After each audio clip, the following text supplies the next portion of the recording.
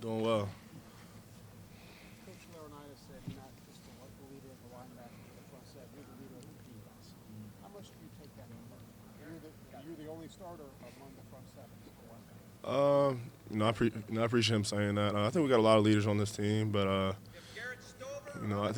just try to carry myself the right way. The way I was raised, and just trying to instill some of those values in like younger guys. And it's easy to be a leader on this team. But we got so many great people, a lot of great, not only players, but just the kind of people they are, the way they carry themselves off the field when we're outside the locker room and things like that.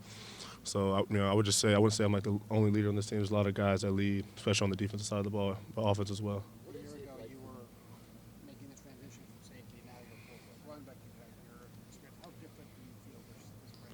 Yeah, I feel good. I feel like I've been playing the position for longer than a year, so that's a good thing. But just trying to keep getting better each and every day. Coach Laurinaitis is a great coach. Coach Patricia has been great, great teacher.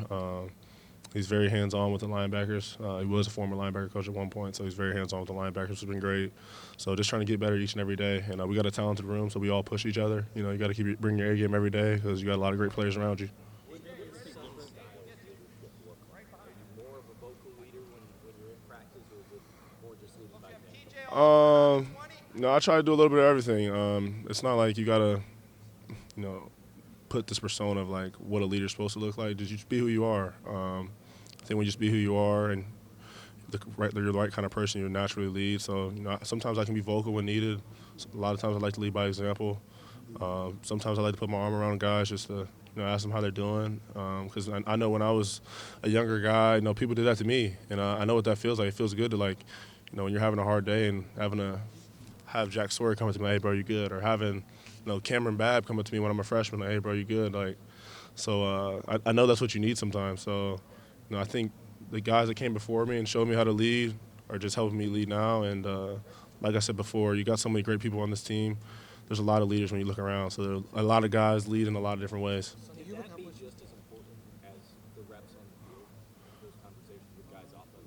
Yeah, I think when you talk about creating a championship team, the connection between each and every player matters the most. I think when you love each other, you know each other well, it builds trust. So you have more confidence with the guy you're playing next to you, and I think that leads to the right kind of results you want on the field in terms of obviously playing good and things like that. Sonny, when you hear your name called for Buckeye, of all the things that you guys accomplished last year, things like that you've done through your career, where does Iron Buckeye kind of rank in there?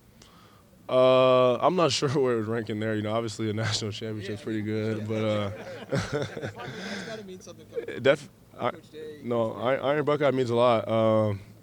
I've had the chance to win it like a few times now, but I think every time it just means more and more. Because I think the longer you're here, the more you understand the importance of those kind of things and what our Iron Buckeye means, and just being able to bring your A game each and every single day, despite how you may be feeling outside of this building, and being able to be the guy that someone can look at like, hey, he's doing it the right way.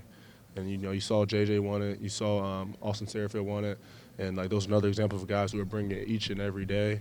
And it's not only just like you can lift heavy or I can run fast. It's your character. I'm showing up on time every day. I'm bringing energy every day. I have enthusiasm. I'm excited to be here. I'm pouring into others. So no, I definitely take that with a big chip on my shoulder, and I really appreciate that honor for sure. To be a starter on the national championship team and accomplish what you guys did and then come back and kind of have to reset, how has that been for you as one of the few remaining starters? I don't know. Sometimes I think new is refreshing. So like having Coach Patricia has been great. The way he teaches the game, the way he teaches the defense, it's been great. So I'm excited to rebuild it again. I think it's good. It's a good thing that if players on this team are able to understand, like, this team has to make their own story. You have to rebuild from step one. We're not national. You won a national championship. We won a national championship last year. We have to hold on to that forever. But we got to rebuild and create our own story and start from ground zero. It's just super hands-on. Everything's very specific. There's no gray area on anything like that. Not saying Coach Knowles was like that before. Not at all saying that. His style was great, but super hands-on, super specific. Like you can break down each and every part of our defense, and there's an exact rule for everything. So it's easy to understand when there's all these exact things that you can find them and you can study them. Looking at last offseason compared to this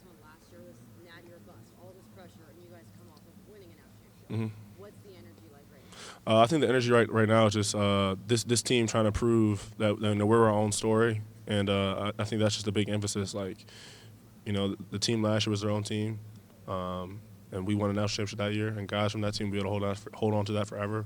But this team, we're trying to build our own story, and I think we have something to prove. We got a little chip on our shoulder. What was it what's going to be different about this defense a little bit, Sonny, from the standpoint of how y'all play? What have you already sensed around you, the guys involved, the speed involved? I mean, different guys in different spots. I mean, you see a lot of similarities, but I mean, it's different people. You don't got Jack Sawyer, you don't got JT, you don't got Tyleek. You got different guys up front. You got Kenyatta, who's 6'6", whatever 260. He's like the most ideal prototype DN, who's going to be a great player. Caden Curry, who's just a ball player. He's a defensive end that plays every special team, so he's a freak athlete. You got two explosive, interiors. Then you got, obviously Arvell Reese, 6'4", 240, explosive, can do it all.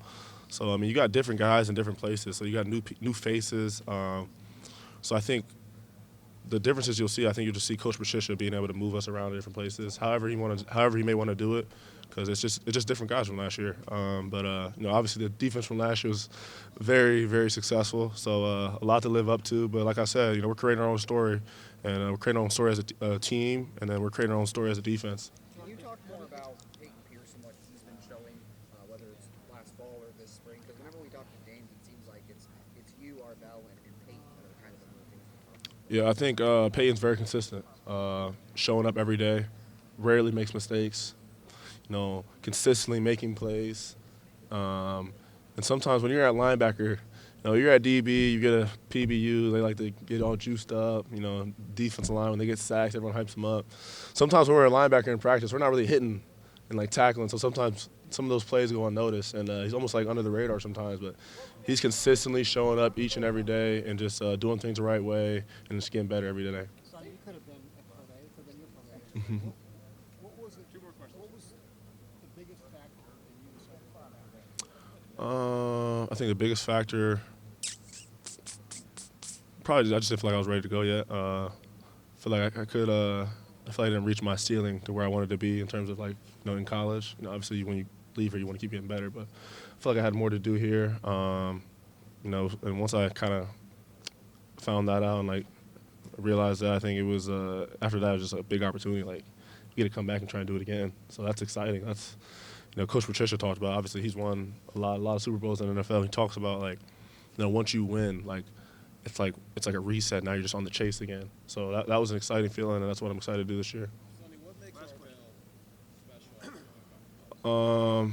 I think just the versatility. I remember a lot of people talk about me being versatile. He's just as versatile or more versatile in terms of he's 6'4", tall, 240, big linebacker, powerful. He can take on any old lineman. He can run. If you want him to run the middle, he can run the middle.